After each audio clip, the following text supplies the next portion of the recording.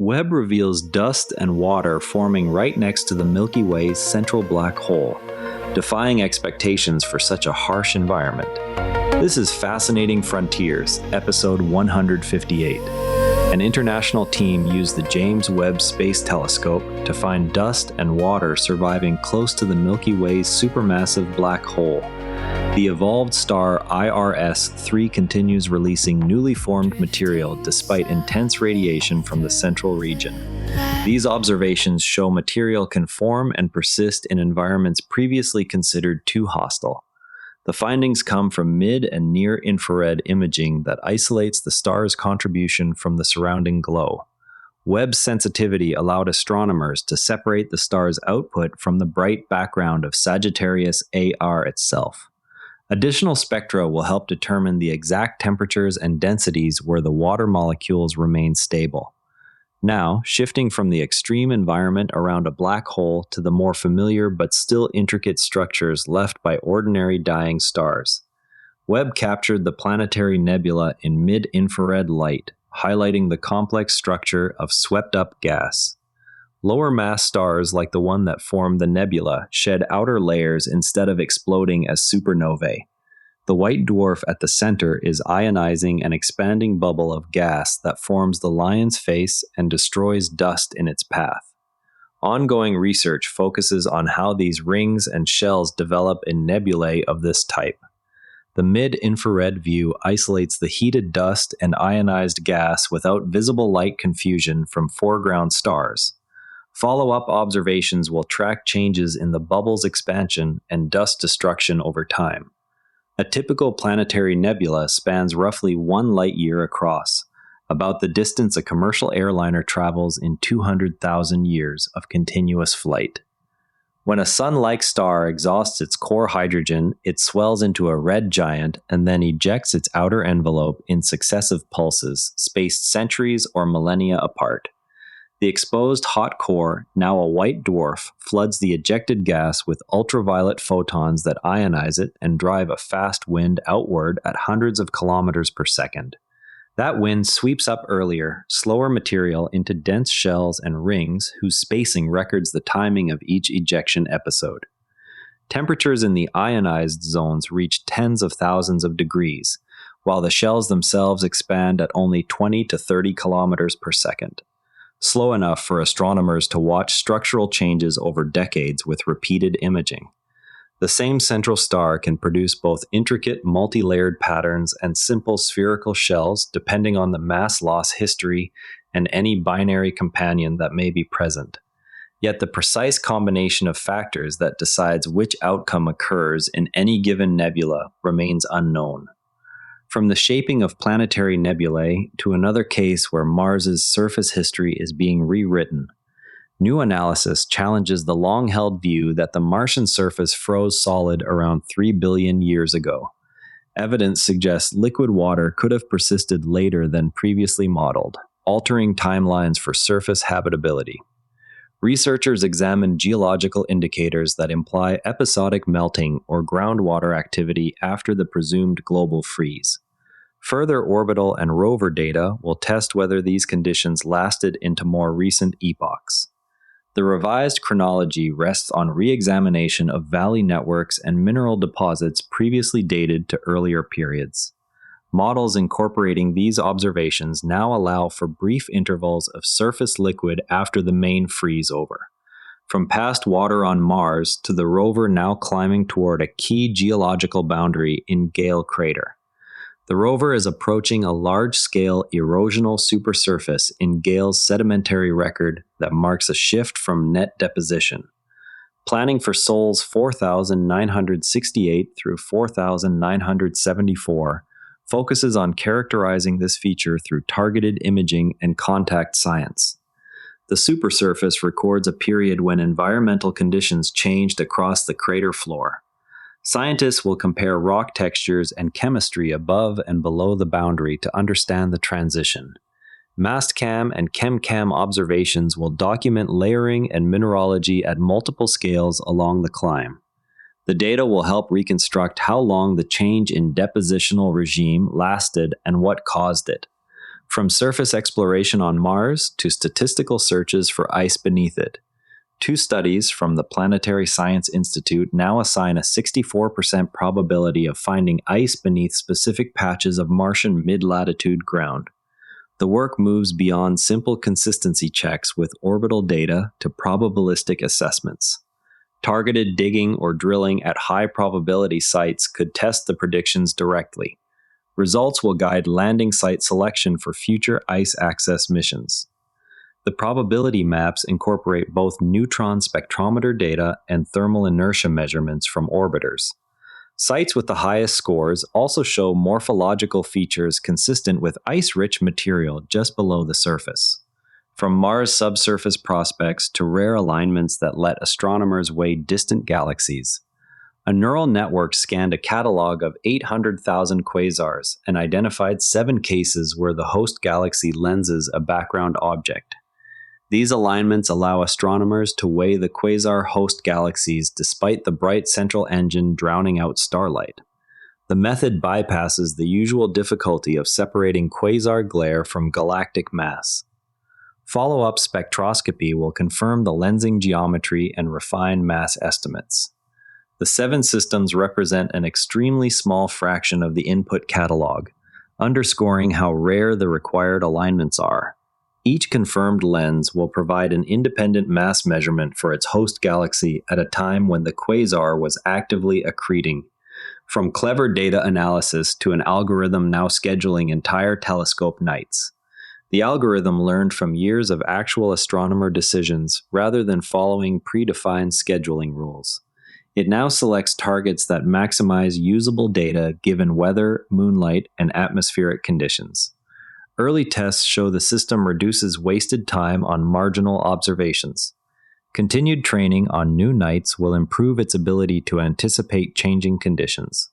The model was trained on logged observations from multiple facilities, capturing patterns that human schedulers had developed through experience. Real-time updates allow the system to reprioritize targets when clouds move in or seeing deteriorates unexpectedly. From software optimizing observations to hardware that can be shipped anywhere for launches.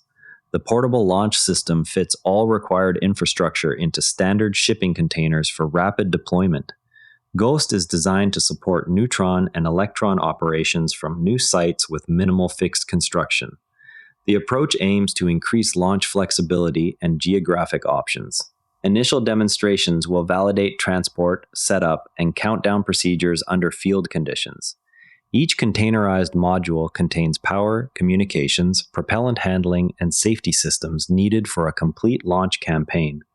The design allows a launch pad to be established in weeks rather than the months or years required for traditional fixed facilities. From portable launch capability to a Canadian operator already booking it. The Canadian operator has reserved multiple flights on Rocket Lab's upcoming medium-lift vehicle for optical relay satellites. The first dedicated mission is scheduled for 2028. Kepler plans to use the launches to expand its next-generation constellation architecture. Contract details confirm payload capacity and orbital delivery requirements. The optical relay satellites will provide high-bandwidth data links between other spacecraft and ground stations. Neutron's larger fairing and lift capability compared with Electron will allow Kepler to orbit heavier, more capable platforms in a single launch. From commercial launch contracts to an astronaut preparing for her first spacewalk, ESA astronaut Sophie Adenauer will join NASA astronaut Anil Menon for U.S. Spacewalk 97 on 18 August. The pair will replace a space-to-ground antenna on the International Space Station to maintain high-speed data and voice links with Houston. Coverage begins at 1300 Central European Summertime, with the spacewalk starting around 1435 Central European Summertime. Live streams will be available on ESA Webb TV and the ESA YouTube channel. The antenna swap is required because the current unit has reached the end of its operational life after years of continuous service. Ground teams have already prepared the replacement hardware and verified all tools for the extravehicular activity. From human operations in orbit to recent rocket successes and setbacks on the ground, Japan's H3 launched the 10,800-pound Michibiki 7 satellite from Tanegashima on 10 August. The spacecraft will support regional navigation services from a high Earth orbit. The mission marked another operational flight for the H3 vehicle following earlier tests and demonstration launches. Ground teams confirmed successful separation and initial acquisition. Michibiki 7 joins an existing constellation that augments GPS coverage over Japan and surrounding waters. The satellite's mass required the full performance of the H3's enhanced upper stage for the transfer to its final orbit, from a smooth Japanese launch to a Chinese failure the same week. The rocket broke apart less than 90 seconds into flight from Wenchang, carrying a rumored military communications satellite. Public footage captured the explosion during first-stage ascent. Chinese state media have not yet released an official statement or failure analysis. Investigations will examine telemetry to determine the cause.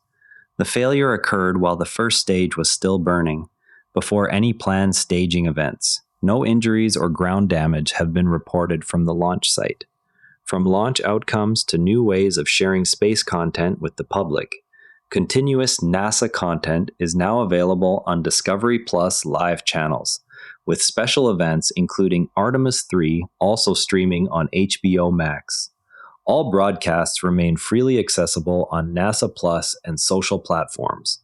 The expanded distribution aims to reach broader audiences beyond traditional viewers.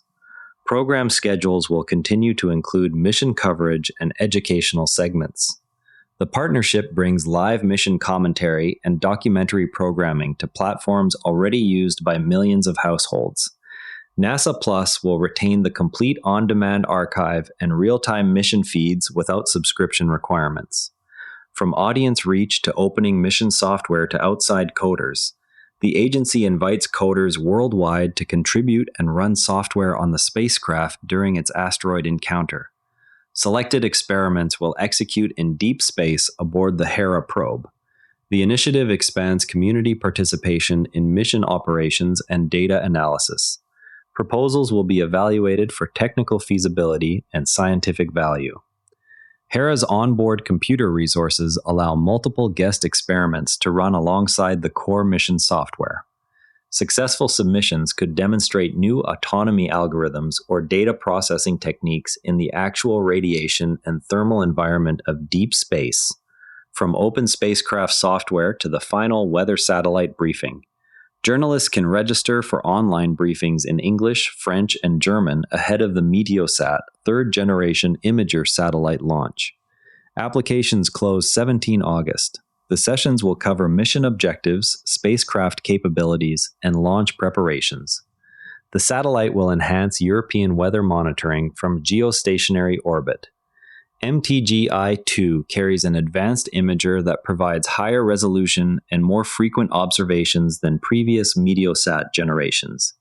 The briefings will also address launch vehicle integration and expected post-launch commissioning timeline.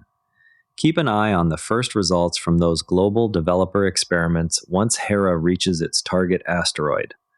That covers today's space and science news. Share this with a fellow space enthusiast if you found it interesting. I'm Patrick in Vancouver. See you tomorrow.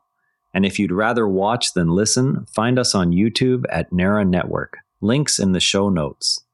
One more thing, if you liked today's episode, our sister show Models and Agents for Beginners is worth a spot in your feed.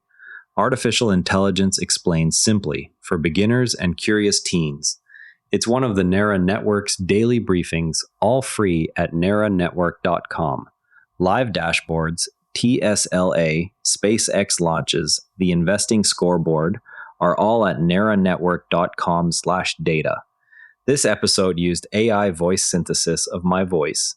Editorial selection and analysis are my own.